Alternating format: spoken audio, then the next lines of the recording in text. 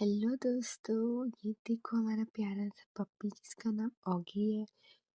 और आज हमारी फैमिली ताई देवी टेम्पल भी जा रही है। आज का मौसम काफ़ी ठंडा और हवा काफ़ी तेज़ थी।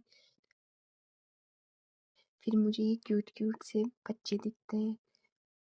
फिर कुछ देर बाद मुझे स्कूल फ्रेंड मिल जाती है और उसके साथ थोड़ी गपशप कर लेती हूँ। रात में न्यू ईयर पार्टी हमारे घर के पास में ही थी, तो हम उसमें चले जाते हैं और काफ़ी इंजॉय करते हैं। और ऐसे हम 2025 को बाय बाय बोलते हैं और 2026 का वेलकम करते हैं। बहुत मज़े किए हमने, बहुत डांस किया, बहुत मज़ा आया। एंड मेरी तरफ से आप सभी को happy new year. Bye bye, take care. एक तो मेरा आज गला भी खराब है और मुझे कम्बल के अंदर वॉइस रिकॉर्डिंग करनी पड़ रही है क्योंकि सब सो गए फैमिली मेम्बर्स। सॉरी।